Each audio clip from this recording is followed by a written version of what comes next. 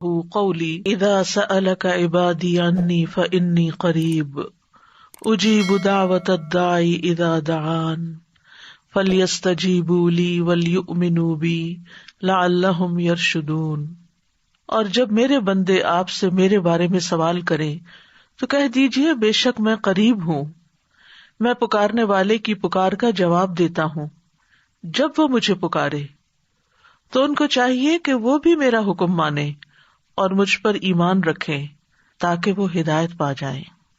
آج ہم نے دوسرے پارے سے سورۃ البقرہ کی آیت نمبر 186 کا انتخاب کیا ہے، جس سے ہمیں یہ پتہ چلتا ہے کہ اللہ سبحانہ وتعالی دعاؤں کا سننے والا ہے۔ اگر انسان اپنی حقیقت پر غور کرے تو ہم سب یہ بات جانتے ہیں کہ اپنی فطرت کے اعتبار سے انسان کمزور ہے، اور وہ کمزور پیدا کیا گیا ہے۔ خلق الانسان ضعیفا، انسان کمزور پیدا کیا گیا ہے، اور کمزور کو ہمیشہ سہارے کی ضرورت ہوتی ہے۔ لہذا ہمارے دنیاوی اور دینی اور اخروی معاملات میں جہاں کہیں بھی ہمیں ضرورت ہو تو اللہ سے بہتر سہارا کون ہو سکتا ہے جو ہماری ان معاملات میں صحیح رہنمائی کرے، ہماری مشکلات کو آسان کرے، ہماری ضروریات کو پورا کرے۔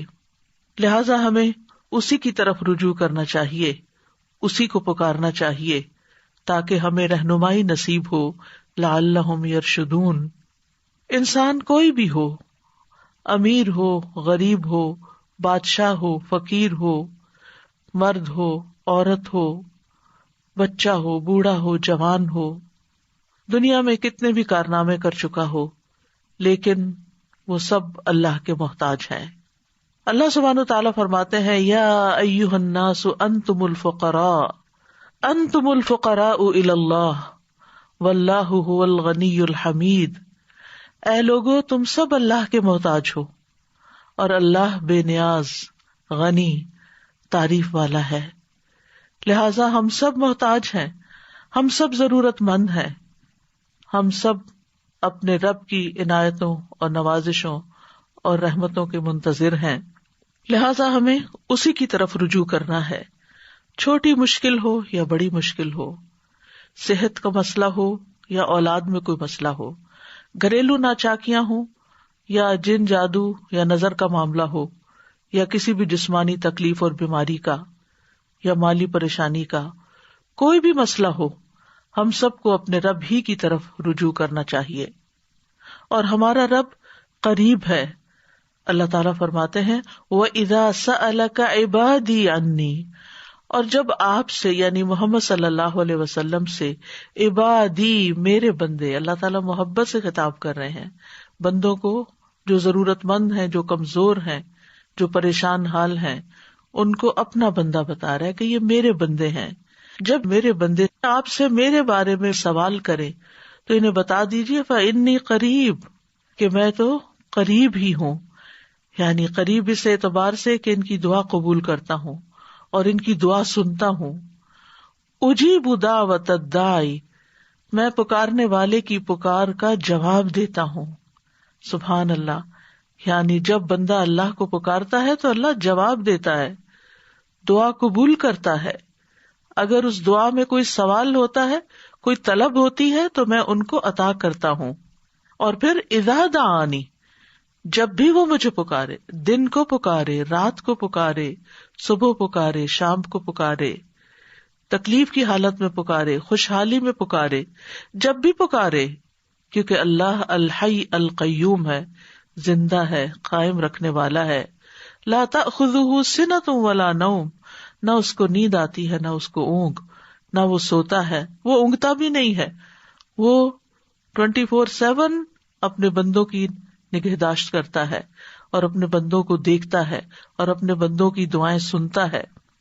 تو جب بھی وہ مجھے پکارے، لیکن اگر وہ چاہتے ہیں کہ ان کی دعائیں قبول کی جائیں تو پھر انہیں بھی کچھ کرنا ہوگا، اور وہ کیا؟ فَلْيَسْتَجِيبُوا لِي، کہ وہ بھی میرا حکم مانے۔ میں نے بھی انہیں کچھ چیزوں کے لیے بلایا ہے، مثلاً اللہ سبحانہ وتعالیٰ دن میں 5 دفعہ جو اذان ہوتی ہے اس سے کیا پیغام دیتے ہیں؟ حی علی الصلاۃ، حی علی الفلاح، آؤ نماز کی طرف، آؤ کامیابی کی طرف. تو انہیں چاہیے کہ اسی طرح کی اور بھی جس طرح کے اللہ نے حکم دیا ہے، جس میں اللہ نے بندوں کو پکارا ہے، انہیں چاہیے کہ وہ بھی اللہ کی بات پر لبیک کہیں اور اللہ تعالیٰ کے احکامات پر عمل کریں، اور جن چیزوں سے اللہ تعالیٰ بچنے کا حکم دیتا ہے ان سے بچیں، اللہ کی فرما برداری کریں، اس کی نافرمانی سے پرہیز کریں. وَلْيُؤْمِنُوا بِي، اور انہیں چاہیے کہ وہ اس بات پر ایمان لائیں کہ اگر وہ میری فرما برداری کریں گے تو میں انہیں ثواب دوں گا. انہیں اعتماد کرنا چاہیے، ان کا ایمان ہونا چاہیے، انہیں امید رکھنی چاہیے، انہیں میرے آگے عاجزی کرنی چاہیے. اگر وہ ایسا کریں گے تو میں ان کی دعا قبول کر لوں گا. لعلہم یرشدون، تاکہ وہ راہ پا جائیں، تاکہ انہیں ہدایت مل جائے. یعنی کس معاملے میں ہدایت؟ جس معاملے میں انہوں نے دعا کی، چاہے وہ دعائے عبادت ہو، دعائے سوال ہو، دعائے استخارہ ہو. جب بندہ اللہ سبحانہ تعالیٰ کی شرائط کو پورا کر دیتا ہے تو پھر انسان حق کو پا لیتا ہے. اللہ تعالیٰ اس کو نیک عمل کی توفیق دیتے ہیں، اس کو وہ راہیں دکھا دیتے ہیں جن راہوں سے اس کے مسائل حل ہو جاتے ہیں. لہذا انسان کو ہر حال میں سچے دل سے، حضوری قلب کے ساتھ، مخلص ہو کر، یقین کے ساتھ، رغبت کے ساتھ، رہبت کے ساتھ، یعنی اس سے ڈرتے ہوئے اس سے آہوزاری کرنی چاہیے اور اس سے رہنمائی حاصل کرنی چاہیے. اور جسے دعا کرنے کی توفیق مل جائے تو گویا اس کے لیے قبولیت بھی ہو گئی. اللہ سبحانہ وتعالیٰ فرماتے ہیں وَقَالَ رَبُّكُمُ ادْعُونِي أَسْتَجِبْ لَكُمْ، تمہارا رب کہتا ہے کہ مجھے پکارو، میں تمہاری دعا قبول کروں گا. اور خاص طور پر اب رمضان کا مہینہ آ رہا ہے اور اس مہینے میں مومن کی دعاؤں کی قبولیت کی امید کی جاتی ہے، کیونکہ رمضان میں انسان کھانا پینا اور اپنی دیگر خواہشات کو چھوڑ دیتا ہے جن کے پورا کرنے سے روکا گیا ہے. تو ایسے میں جب جسم کمزور پڑتا ہے، جسم کے تقاضے کم ہوتے ہیں، تو پھر انسان کی روح اسٹرانگ ہو جاتی ہے، اس کی اسپرچل نیڈ بڑھ جاتی ہے. اس حال میں انسان کے اندر وہ روحانی قوت پیدا ہو جاتی ہے کہ عبادت میں، دعا میں، اللہ تعالی کی طرف دھیان کرنے میں اس کا دل زیادہ لگتا ہے. اور جب اس حال میں انسان دعا کرتا ہے تو وہ دعا زیادہ سنی جاتی ہے، کیونکہ واقعی وہ مانگ رہا ہوتا ہے، اللہ کا ذکر کر رہا ہوتا ہے، اللہ کی طرف حقیقی معنوں میں رجوع کر رہا ہوتا ہے. ورنہ عام دنوں میں تو انسان ہر وقت کھانے پینے میں اور دیگر خواہشات کے پورا کرنے کے بارے میں سوچتا رہتا ہے. اسی طرح عبادت کا کوئی بھی جو عمل ہوتا ہے، خواہ روزہ ہو یا نماز ہو یا تلاوت قرآن ہو، ان سب کے کرنے سے ہماری روح اسٹرانگ ہوتی، یعنی ہماری اسپرچل سائڈ جو ہے اس کو اسٹرینتھ ملتی ہے. لہذا نماز کے بعد دعا قبول ہوتی ہے، قرآن کی قرات کے بعد دعا قبول ہوتی ہے، اور سب سے زیادہ قریب تو انسان سجدے کی حالت میں ہوتا ہے. اور جب سجدے کی حالت میں ہوتا ہے تو دعا کرتا ہے تو وہ دعا اور بھی زیادہ قبول ہوتی ہے. یعنی انسان دل کے ساتھ اور عاجزی کے ساتھ اور سجدے میں پڑھ کے اللہ کے قریب ہوتا ہے.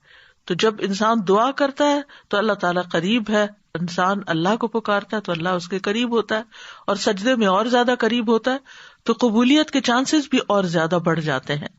دنیا میں کوئی بھی اور ایسا نہیں، بڑے سے بڑا بادشاہ بھی، کہ جو بندوں کے حال سے واقف ہو، جس کے پاس اتنے اختیارات ہوں، جس کے پاس اتنی قابلیت ہو، اتنا کچھ ہو کہ وہ بندوں کی ساری ضروریات پوری کر سکے، وہ تو اپنی تکلیف بھی دور کرنے پہ قادر نہیں ہوتے. اللہ کو دنیاوی بادشاہوں سے مثال نہیں دی جا سکتی. وَلِلَّهِ الْمَثَلُ الْأَعْلَى، کیونکہ حقیقی بادشاہ تو اللہ ہی ہے، باقی خواہ کوئی بادشاہ ہو یا فقیر ہو، وہ سب اس کے بندے ہیں.